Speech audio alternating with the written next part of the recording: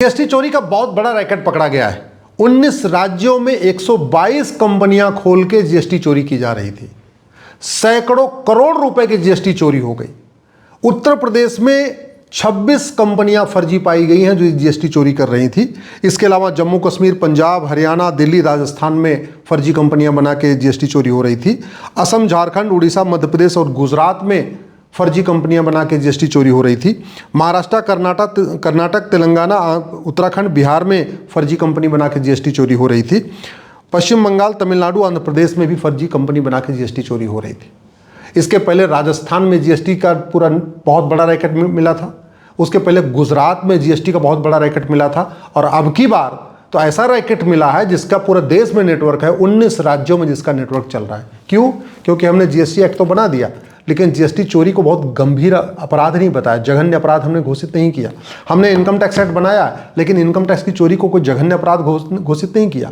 हमने वैट चोरी को, टीडीएस चोरी को, इसको कोई जघन्य अपराध घोषित नहीं किया। उनको पता है कि क्या फ़र्क पड़ता है। जब 70,000 करोड़ का कॉमनवेल्थ घोटाले में कुछ नहीं हुआ, जब 1,76,000 करोड़ के 2G घोटाले में कुछ नहीं हुआ, 1,86,000 करोड़ के कोयला घोटाले में कुछ नहीं हुआ, तो ठीक है 150 करोड़ हम भी कमा लें, 500 करोड़ हम भी कमा लें, 1000 करोड़ हम भी कमा लें, फ़र्क क्या पड़ेगा। सवाल ये है कि क्या इस जितना टैक्स का मकड़ जाल है, इसकी ज़रूरत है क्या। जब भारत सोने की चिड़िया कहलाता था तो कितने प्रकार के टैक्स थे। क्या उस समय इनकम टैक्स था, कि टोल टैक्स था, कि वैट था, कि टीडीएस था, कि जीएसटी था क्या कुछ। जब भारत की जीडीपी 40% थी, आचार्य चाणक्य के समय में, जब चंद्रगुप्त यहाँ के राजा थे, दुनिया की 40% जीडीपी भारत की थी। उस समय क्या इतने सारे टैक्स थे क्या? Income tax, toll tax, road tax, VAT, TDS, GST. और आज जब इतने टैक्स का मकड़ जाल बना हुआ, इतने डिपार्टमेंट बने हुए, इनकम टैक्स वसूलने के लिए इनकम टैक्स डिपार्टमेंट, जीएसटी वसूलने के लिए जीएसटी डिपार्टमेंट, टोल टैक्स वसूलने के लिए अलग डिपार्टमेंट, वैट वसूलने के लिए अलग डिपार्टमेंट, टीडीएस वसूलने के लिए अलग डिपार्टमेंट, मतलब लाखों लोग केवल टैक्स वसूलने पे लगे हैं, पैसा इकट्ठा करने पे लगे हैं। उसके बाद भी भारत के ऊपर 250 लाख करोड़ का कर्जा है। और जब इतने में कोई टैक्स नहीं होता था, तब भारत सोने की चिड़िया कहलाता था। तब भारत की जीडीपी 40% थी। हम कभी अपने प्राचीन टैक्स सिस्टम को देख ही नहीं रहे। और आज वर्तमान एग्जिस्टिंग टैक्स सिस्टम अच्छा है कि बुरा है, इससे बेटर मॉडल क्या हो सकता है, उसके बारे में हम सोच ही नहीं रहे। मैं गारंटी के साथ कहता हूं, सरकार सारे टैक्स खत्म कर दे, केवल इंपोर्ट टैक्स रखे। जो विदेशों से सामान लेते हैं उस पर टैक्स लगाएं, उस पर कस्टम लगाएं, उस पर जो उनको लगाना है लगाएं। लेकिन भारत के अंदर सारे टैक्स खत्म कर दे और फिर भी सरकार को ज़्यादा पैसा मिलेगा। और वैसे भी जब कमाई पर टैक्स ले लिया तो खर्च करने पर टैक्स क्यों? जब टोल टैक्स ले लिया तो रोड टैक्स क्यों? और जब रोड टैक्स ले लिया तो टोल टैक्स क्यों? जब वैट ले लिया फिर टीडीएस क्यों? और टीडीएस ले लिया फिर वैट क्यों?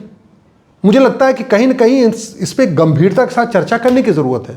दुर्भाग्यवश इस पर न तो कोई बुद्धिजीवी बोल रहा है, न कोई अर्थशास्त्री बोल रहा है, न कोई इकोनॉमिक इसको कोई कॉन्क्लेव हो रहा है कि एग्जिस्टिंग सिस्टम को कैसे रिप्लेस किया जाए, टैक्स चोरी को कैसे रोका जाए। जो मिडिल क्लास है इनकम टैक्स दे के परेशान है, बिजनेस क्लास वाले बेचारे जीएसटी भी दे रहे हैं, इनकम टैक्स दे रहे हैं, वैट भी दे रहे हैं। जो गाड़ी का कारोबार करते हैं, टूर ट्रैवल का काम करते हैं, वो रोड टैक्स दे के परेशान है, वो टोल टैक्स दे के परेशान, सब परेशान है। इसके बावजूद सरकार पे भारत के ऊपर 250 लाख करोड़ का कर्जा भी है।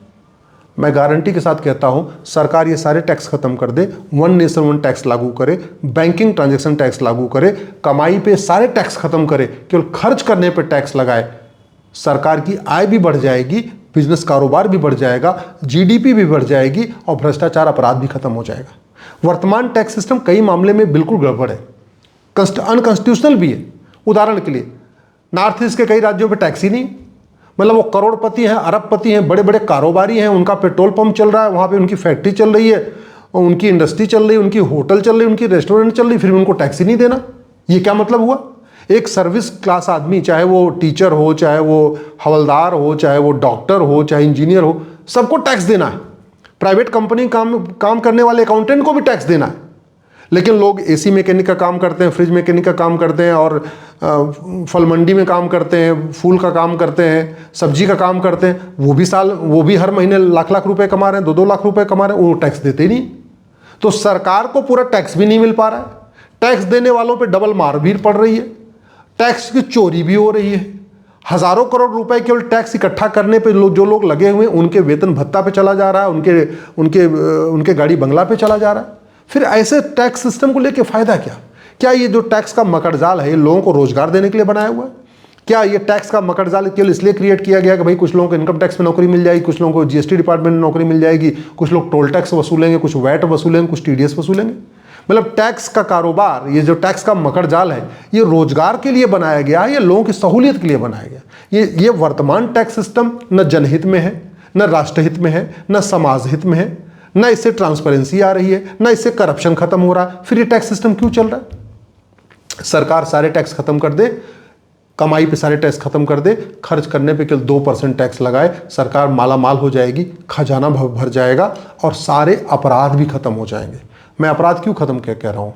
क्योंकि जब 2% टैक्स लगाना है तो आपको सबसे उसकी पहली कंडीशन है कि 100 रुपये से बड़ी नोट बंद कर दिया जाए। जब ये जीएसटी से जो हमें बीटीटी की बात कर रहा हूँ, इसको लागू करने के लिए उसके पहले 3 कंडीशन पूरी करनी पड़ेगी। पहला, 100 रुपये से बड़ी नोट बंद करना पड़ेगा। दूसरा, 5000 रुपये से महंगे सामान का कैश लेन देन बंद करना पड़ेगा। तीसरा, प्रॉपर्टी को आधार से लिंक करना पड़ेगा और सारे टैक्स खत्म, income tax, toll tax, road tax, VAT, TDS, GST सब खत्म। केवल और केवल 2% बैंकिंग ट्रांजेक्शन टैक्स। जो व्यक्ति खरीदेगा, मैं कपड़ा खरीदने जाऊंगा 2% एक्स्ट्रा दे दूंगा, मैं खाना खाने जाऊंगा 2% एक्स्ट्रा दे दूंगा, जो जिससे मैं कपड़ा खरीदूंगा वो कपड़ा खरीदेगा, वो भी अपने जितने खरीदेगा 2% एक्स्ट्रा दे देगा।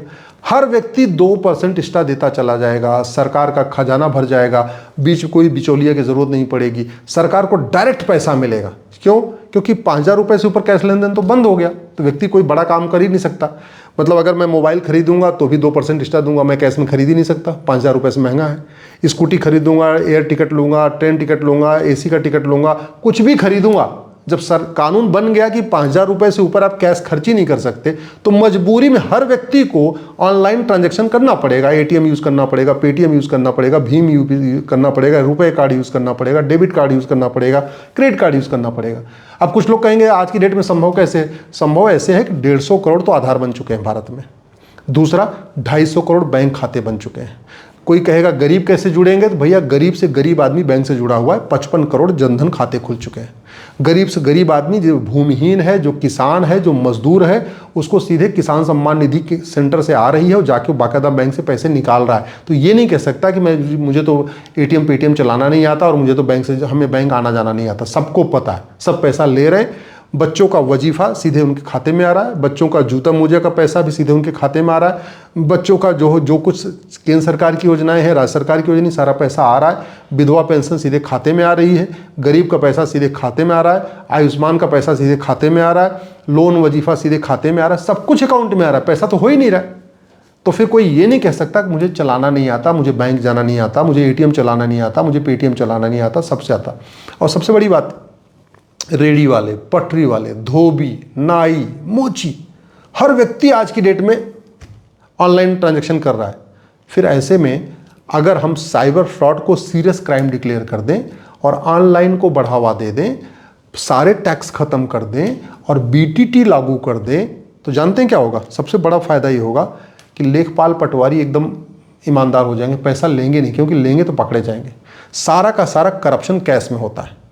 लेखपाल कैश में लेता है, पटवारी कैश में लेता है, कानून को कैश में लेता है, चकबंदी अधिकारी कैश में लेता है, पेशकार कैश में लेता है, तहसीलदार कैश में लेता है, हवलदार थानेदार कैश में, सिपाही दरोगा कैश में, कप्तान कलेक्टर कैश में, पार्षद प्रधान कैश में, सांसद विधायक कैश में।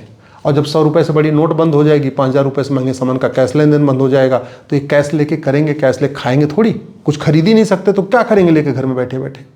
ऐसे ही ये बीटीटी का दूसरा बड़ा फायदा ये हो जाएगा, घूसखोरी खत्म होगी, कमीशनखोरी खत्म होगी, जमाखोरी खत्म होगी, मिलावटखोरी खत्म होगी, सूदखोरी खत्म होगी, मुनाफाखोरी खत्म होगी, कालाबाजारी खत्म होगी, नशा तस्करी खत्म होगी, क्योंकि नशे का कारोबार भी सारा कैश में चलता है, मानव तस्करी खत्म होगी, अपहरण का कारोबार खत्म हो जाएगा, फिरौती कारोबार खत्म हो जाएगा, चीटिंग फ्रॉड फोर्जरी खत्म हो जाएगी, हथियार तस्करी खत्म हो जाएगी। इसके अलावा जो राष्ट्र विरोधी चीज़ें हो रही हैं उनकी फंडिंग भी ज़्यादातर कैश में होती है, तो बीटीटी लागू करने से वो भी रुकेगा। यानी अलगाववाद भी कम होगा, आतंकवाद भी कम होगा, जिहाद भी कम होगा, मजहबी उन्माद भी कम होगा, पत्थरबाजी भी कम होगी। इसके अलावा जाति का जहर जो नेता घोलते हैं वो नहीं घोलेंगे, कि उनको पता है जब पैसा मिलना ही नहीं है राजनीति में आगे, फिर पार्षद प्रधान क्यों बनना, सांसद विधायक क्यों करना। अभी तो चूंकि भ्रष्टाचार है, खूब राजनीति फायदेमंद धंधा है, इसलिए गुंडे, बदमाश, मवाली लफंगे टाइप के लोग पार्षद प्रधान बन जाते हैं, सांसद विधायक बन जाते हैं। जब ये हो जाएगा कि बीटीटी लागू हो गया, आप कैश में आप कुछ ले ही नहीं सकते हो, ऑनलाइन करोगे तो पकड़े जाओगे, तो फिर सोचेंगे काहे पार्षद प्रधान बनना, इससे अच्छा आप कोई और काम कर लो, काहे सांसद विधायक बनना, इससे कुछ और काम कर लो। तो जाति भाषा का क्षेत्र का जहर भी कम होगा, लव जिहाद की फंडिंग रुक जाएगी, लैंड जिहाद भी कम हो जाएगा, धर्मांतरण भी कम हो जाएगा, घुसपैठ भी कम हो जाएगी, क्योंकि लव जिहाद, लैंड जिहाद, धर्मांतरण, घुसपैठ सबकी फंडिंग कैश में आती है। और ड्रग का कारोबार तो मैं कहता हूँ 90% खत्म हो जाएगा इस बीटीटी से। इसलिए मैं आपसे निवेदन कर रहा हूँ, देश में income tax, VAT, TDS, GST, toll tax, road tax खत्म करने और बीटीटी लागू करने की मांग करिए। भ्रष्टाचार, अपराध भी खत्म हो जाएगा और भारत सोने की चिड़िया बन जाएगा।